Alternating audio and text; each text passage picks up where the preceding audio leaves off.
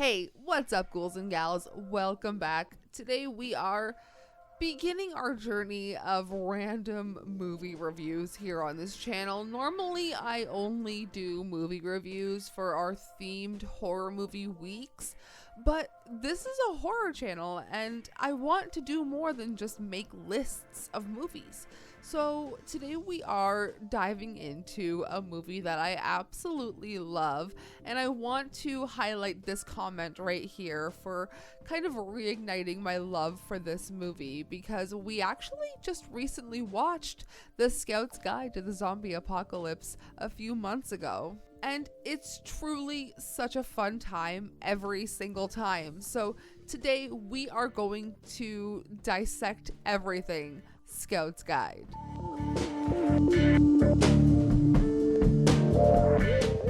But first, if you enjoy this video and like content like this, please go ahead and give this video a thumbs up, subscribe for more, check out all of my links down below if you'd like to see any more of me or support the channel any further. Next week, we are diving into summer camp horror movies. I cannot wait for that.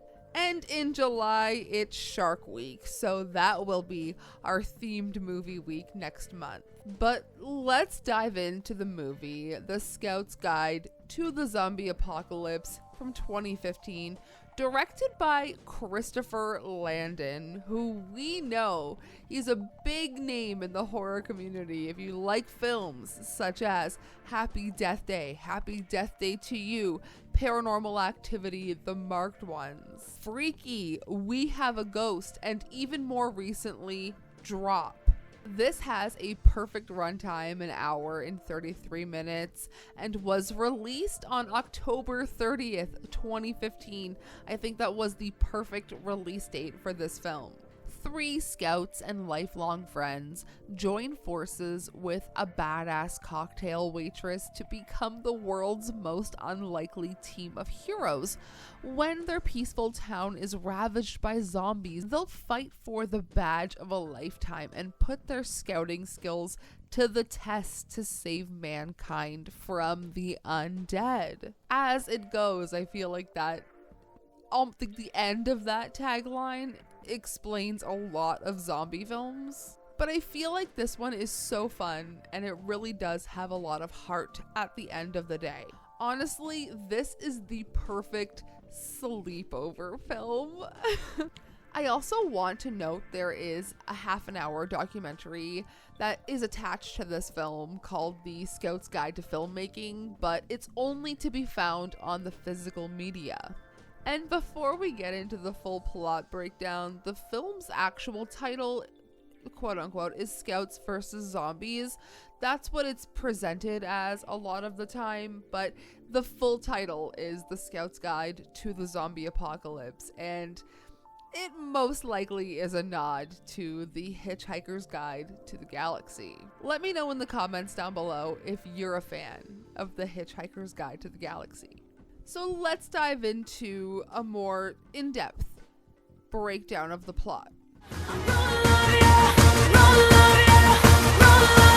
Like a black widow, baby! The film kicks off in one of the best opening scenes.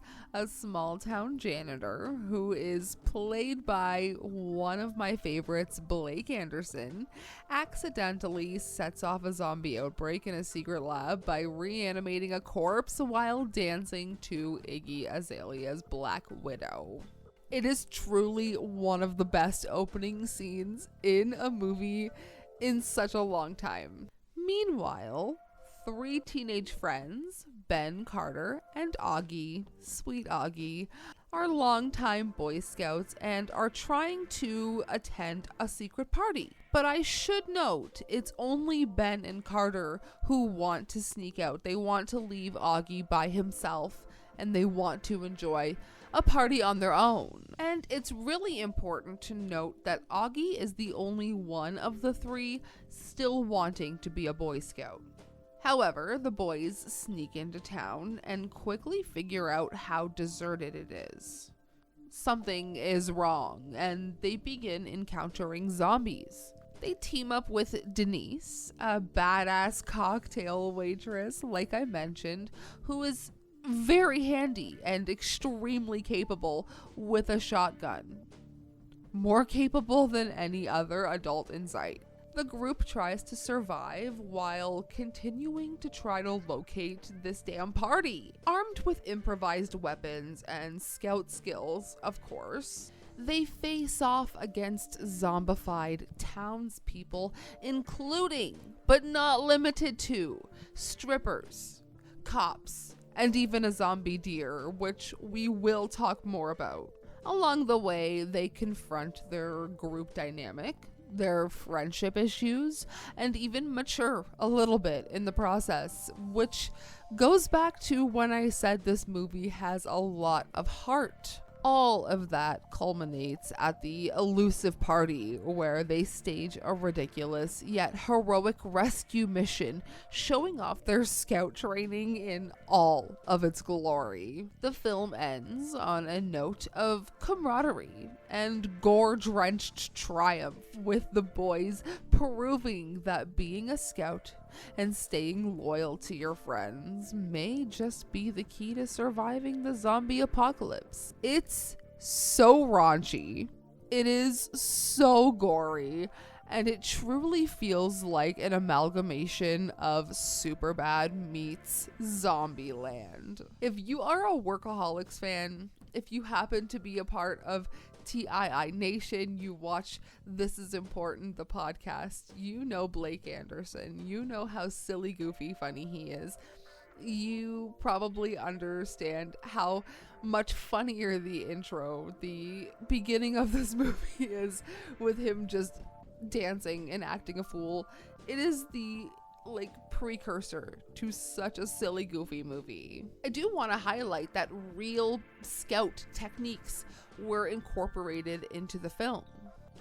The filmmakers wanted the boys to feel like they at least had some basic Boy Scout knowledge. So there's things like the knot tying, trap setting, DIY weapon making, even though it's far more exaggerated. But things like that, I feel like there's things based in realism but enhanced with outlandish gore and a whole lot of extra nonsense. I really enjoy the mixture of practical effects with the CGI that they incorporate into the film, like I mentioned with the deer, but you can tell that there are some things that are not digitally enhanced, like some limbs falling off, the fake blood. Like, there's some things that stay true to practical effects, but they did have to do things like head explosions and zombie makeup enhancements through digital effects. If you guys watch Corridor Digital here on YouTube,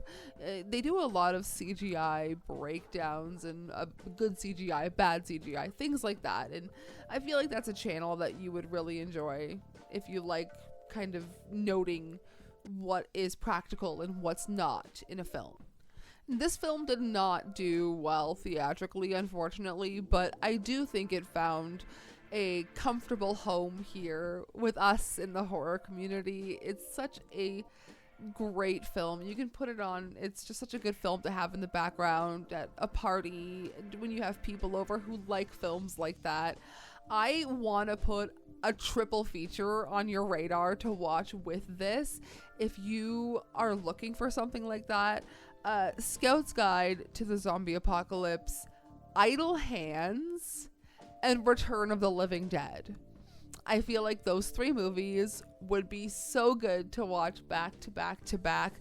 They all have kind of similar vibes, but a really good Friday night triple feature. So in the comments down below, let me know some more movies you would like me to review. It was really fun doing a deep dive into a film that I already love, but like the options are endless here. Like, we can talk about anything. So let me know in the comments down below something you'd like me to cover, we are actually about to watch Dangerous Animals. It doesn't come out yet. We already have a screener. Thank you, Elevation Pictures, for sending that over.